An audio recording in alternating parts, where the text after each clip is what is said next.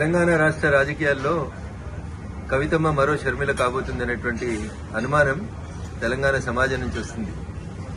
ఎందుకంటే ఈ పంచాయతీ కుటుంబ పంచాయతీ, రాజకీయ వారసత్వ పంచాయతీ, ఆస్తుల పంచాయతీ ఎందుకు ఆల్ ఆఫ్ సడన్ గా కవిత గారు అమెరికాలో ఉన్నప్పుడు మే 2వ తారీఖున రాసినటువంటి లేఖ ఇంతగా ప్రజల్లో చర్చనీయాంశం అవుతుందంటే ప్రజల ఆలోచన లోపల ఒక అర్థం కనబడతా ఉంది స్పష్టంగా. టీఆర్ఎస్ పార్టీ చేసినటువంటి ప్లీనరీలో తన రాజకీయ వారసులు కేటీఆర్ అని కేసీఆర్ చెప్పకనే చెప్పిన సందర్భంలో కవిత కాంగ్రెస్ ఫోల్డ్లోకి ఏమైనా వెళ్ళినటువంటి అవకాశం కనబడుతుందా?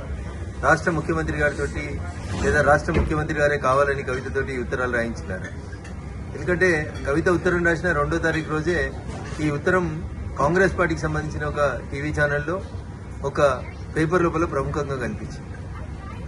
ఈ పరిణామాల తర్వాత కేటీఆర్ గారు హరీష్ రావు గారి ఇంటికి వెళ్లడం, బాబా బామ్మర్దులు ఇద్దరు ఒకటనేటువంటి ఒక మెసేజ్ని బయటికి పంపడం, తనను ఒంటరి చేస్తున్నారు, బయటికి పంపిస్తున్నారు అనేటువంటి ఆలోచన వచ్చిన తర్వాత కవిత తప్పనిసరి పరిస్థితులలో కాంగ్రెస్ ఫోల్డ్లోకి పోయిందేమో అనేది తెలంగాణ ప్రజల అనుమానం. ఇక భారతీయ జనతా పార్టీ గురించి, మా పార్టీ గురించి కవిత మాట్లాడడం ప్రజలలో జరుగుతుందే వాస్తవాన్నే కవిత చెప్పింది.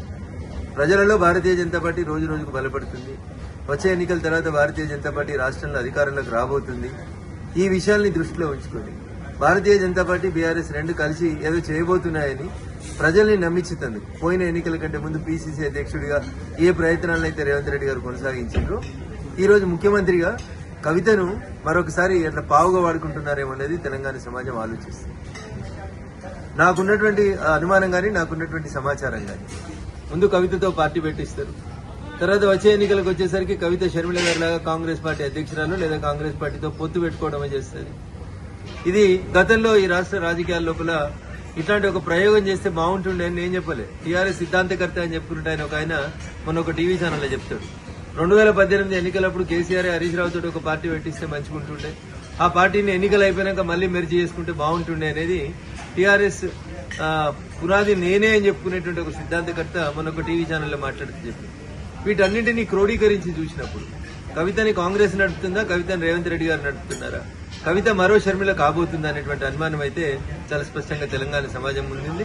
కవిత చెప్పినా, కేసీఆర్ చెప్పినా, మీడియా మిత్రులు చెప్పినా భారతీయ జనతా పార్టీ ఈ రాష్ట్రంలో బలపడుతుంది, భారతీయ జనతా పార్టీ ఈ రాష్ట్రంలో అధికారంలోకి రాబోతుంది అనేటువంటి విషయాన్ని టీఆర్ఎస్ కవితనే చెప్పకనే చెప్పినట్టు మేము భావిస్తా ఉన్నాం. భారతీయ జనతా పార్టీ ఎదుగుదలని ఎండార్స్ చేసినందుకు కవిత